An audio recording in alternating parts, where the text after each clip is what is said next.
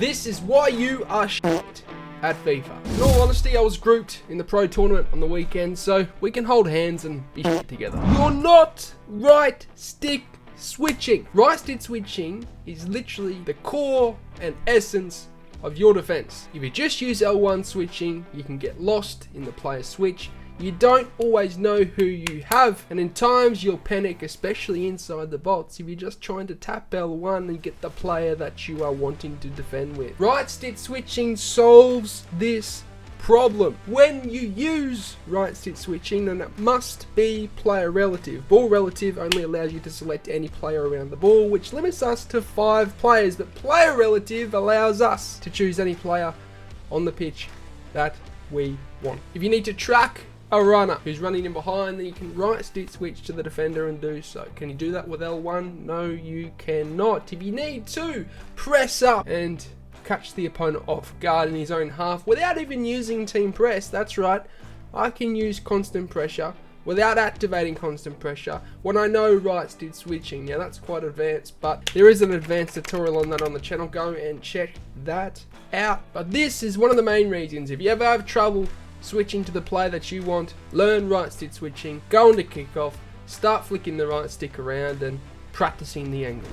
You're sprinting all the goddamn time. Yes, I know, you've got the ball, you're running in behind, and well, it's unbelievably tempting to sprint into the space that's available. The only time you really should be sprinting is when there is a lot of space in front of you, and even then, when you're in behind, you can get caught time in, time out, and people continue to sprint, although there's no hope of them exploiting the space that is open because the defender will catch them anyway. When you're sprinting, the touch is this big compared to this big when you're dribbling, which means we just need to limit holding that R2 or RT button when you're playing FIFA. Because of course, when you're dribbling, you have more control. You don't find the extra pass. FIFA is a percentage game after all. If we can increase our percentages of scoring a goal, then it's going to help us in the long run. And finding that extra pass helps us do this, because when you shoot from bad angles, the keeper might be in a good position, the defender might be in front of the shooting angle, then you're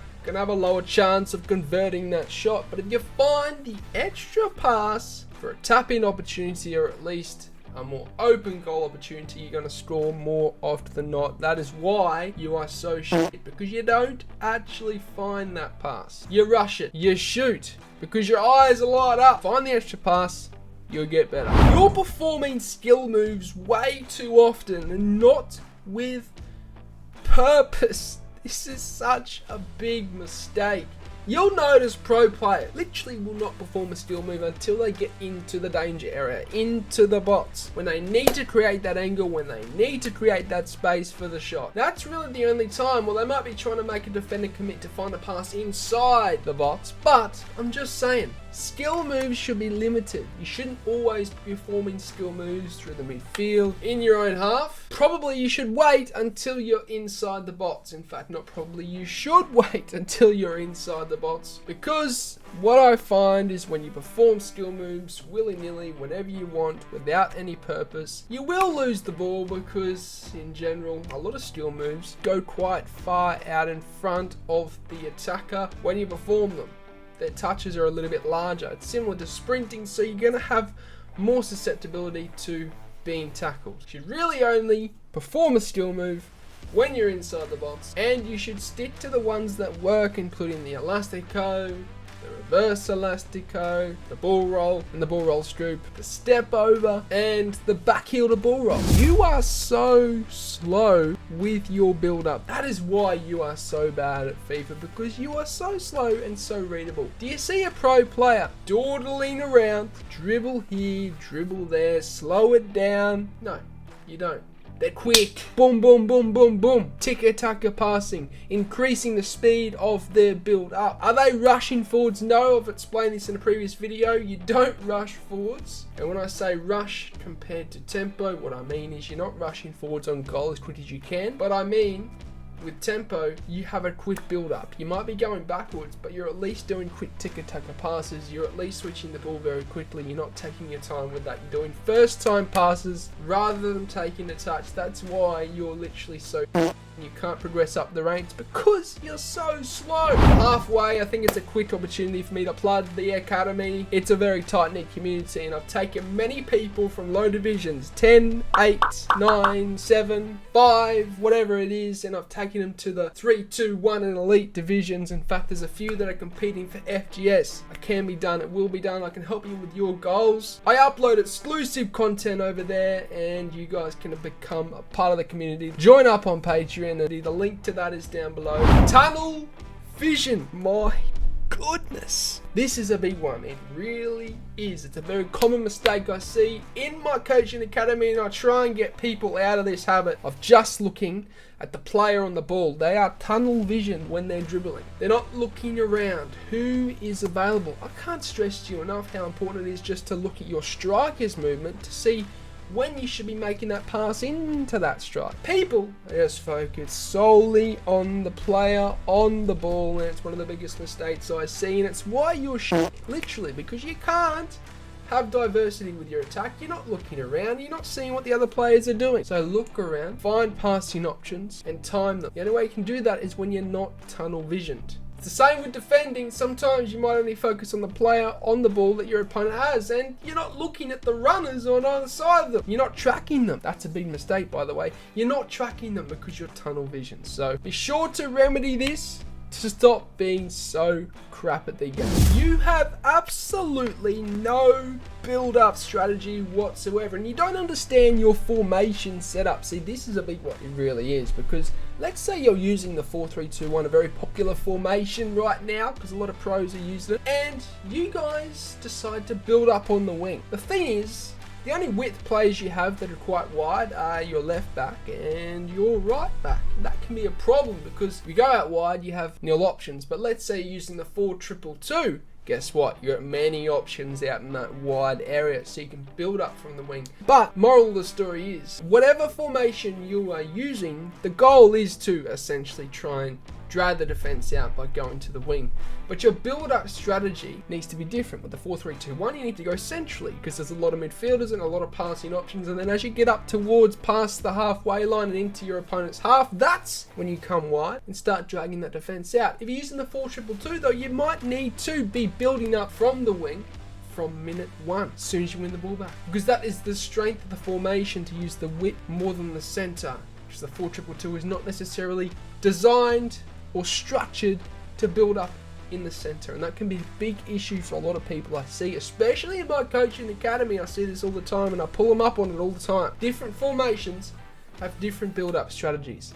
You need to learn them. You're overcommitting when you're jockeying because you either don't jockey correctly with the correct technique or you're too aggressive on the left stick. What the hell do you think I mean by this? Well, let's break it down. Essentially, you need to jockey with L2 and R2. If you're using just L2, that's why you're pretty bad at FIFA and jockeying. You will be too slow to react to the opponent. If you're using just R2, you'll overcommit all the time. L2 and R2 is the correct technique because it's the speed jockey technique and allows you to react to the opponent a lot quicker. Now, if you have trouble with overcommitting, it's most likely because you're holding the left stick too aggressively, especially when you're jockeying with L2 and R2. Big mistake I see people do is they will then point the left stick too aggressively on the side to where it clicks, and that will allow you or make you overcommit instead of being very delicate on the left stick and looking at actually trying to caress it. And I have a zigzag jockey technique on the channel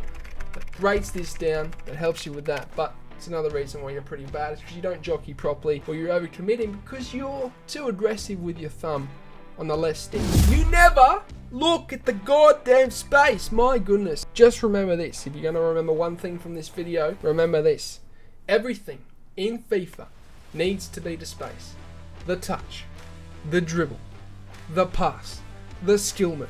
Everything needs to be at the space. And the thing is, if you're not looking at where the space is on the pitch, when you're on the ball or when you're passing, you're going to lose the ball because you're going to naturally take it towards the pressure. And a lot of people look at the pressure. They look at the defenders of the opponent and they naturally swerve and drift that way, which means they're going to naturally lose the ball. It's similar when you're driving. You don't look on the opposite side of the road. If you do, your actual hand-eye coordination makes you swerve that way.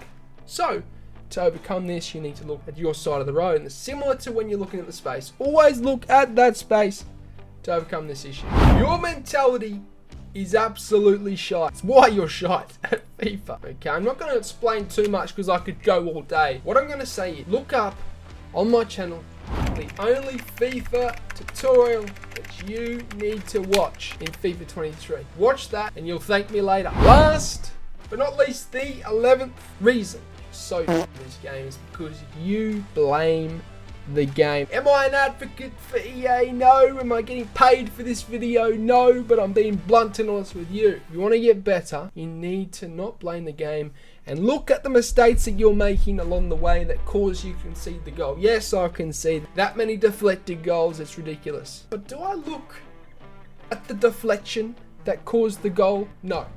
I look back at how I lost the ball. This is how we can improve overall. I look back at the gameplay and I go, okay, well this pass was absolutely shit. So, it caused me to lose the ball and it caused me to concede that shit goal. This is how we can overcome our mistakes and prevent is the key word, the bad goals from happening. Prevent the game from going against us. Hope you guys enjoyed this one. I'm looking at changing the direction of how the content is made on this channel and I hope you guys start enjoying that. Can you smash the like button if you enjoyed it? Helps me out a lot.